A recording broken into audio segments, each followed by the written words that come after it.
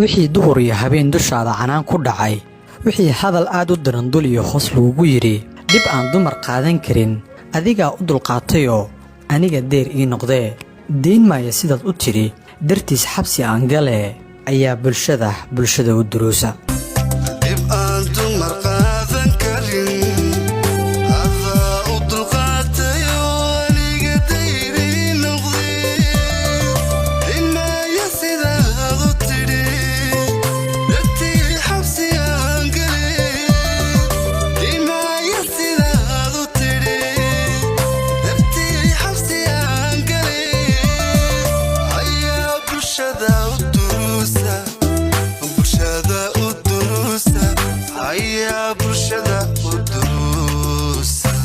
tani waa qisada jaceyl ee qalbi taabadka ah ee u dhaxaysa fanaanka Cabdirasaaq Anshax iyo xaaskiisa Ayaan oo ay dadka badi u yaqaanaan edabsan iyo wixii dhacay habeenkii aqalgalkooda maxay tahay qisada heystani ka turjumayso maxaa ka oysiiya dhammaan dadkii joogay xafladda arooska Anshax iyo gacalisidiisa marunbaa in caruusada ay xabsi waqti dheer u gashay fanaanka dartiisa si ay ula noolaato maxaa ka jira in gabadha qoyskeeda yihiin qoys culimo ah oo aan jeclayn fanka iyo heesaha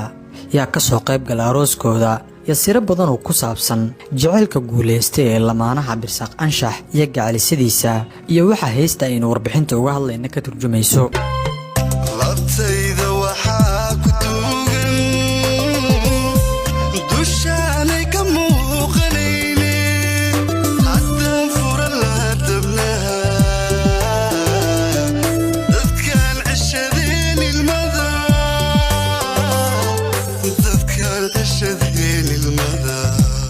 Anshax oo kamid ah fanaaniinta loogu jecel yahay Soomaalida ayaa wuxuu jigjiga kula aqalgalay gacalisidiisa Ayaan halkaasi oo ay heeso badan ka qaadeen fanaaniin caan ah sida Suldaan Seraar, Xariir Axmed iyo fanaaniin kale oo aad u fara badan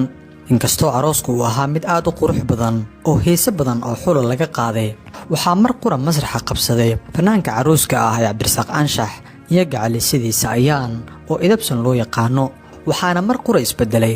jawiga howlka uu arooska ka dhacay kadib markii ay mikrofoonka la wareegeen lamaanayaashu si ay daqiiqado qura ugu sharaxaan dhibaatada ay ka soo mareen jaceylka caawa arooskiisa la joogo waxay ahayd hees qalbiga taabanaysay mid ka turjumaysa dareenka wiilka jaceylaysan iyo gabadha caruusada ah oo wiilka ay jeclay darteed xabsiga u gashay kuna dhex xanuunsatay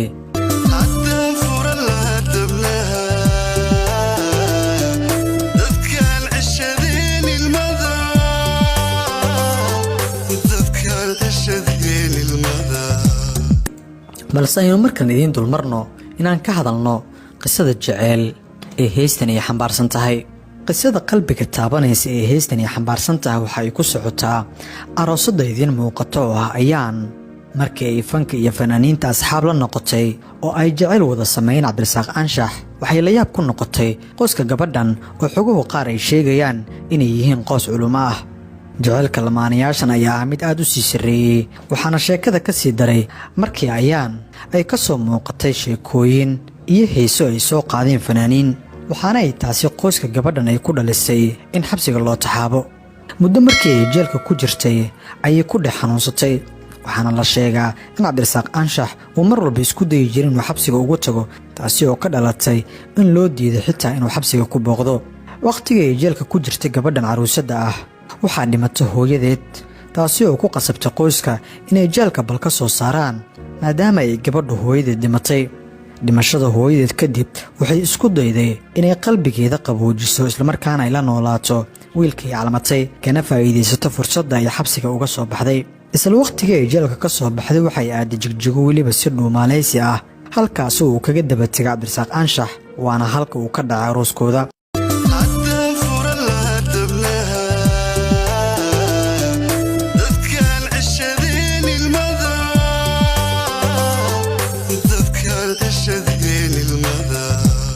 u fiirsa sheekada iyo ereyada ku jira oo ah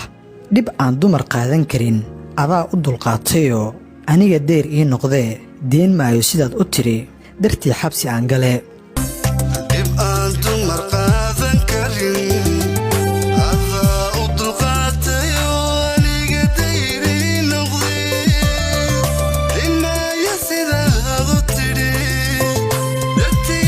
Yeah.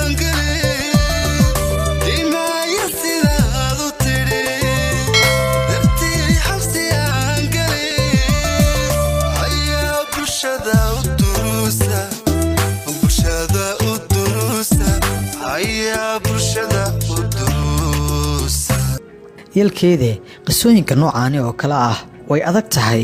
in wakhtiyadan la helo waana wax murugo ah in gabar caruusada ay qoyskooda arooska ka maqnaadaan laakiin go'aanka iyo shakhsiga uu qofka nolosha la wadaagi rabo waa wax xagga sare ka qoran dulucda sheekadan waxa ay tahay jacaylku ma lahan xeyndaab mana jiraan wax qofka ka hor istaagi kara rabitaankiisa haddii uu si dhab u doonayo qadartuna ay kaalmayso haddii aad adigu warbixintan daawatay sidee ayaad aragti ahaan u aragtaa waxaanse kaa codsanaynaa inaad muuqaalkan laag saarto una sheergaraysa asxaabtaada si aan u helno saaxiibo wanaagsan sida adigoo kale waad ku mahadsan tahay la jaanqaadkaaga magacaygu waa shaafici maxamuud nuur shaafiinho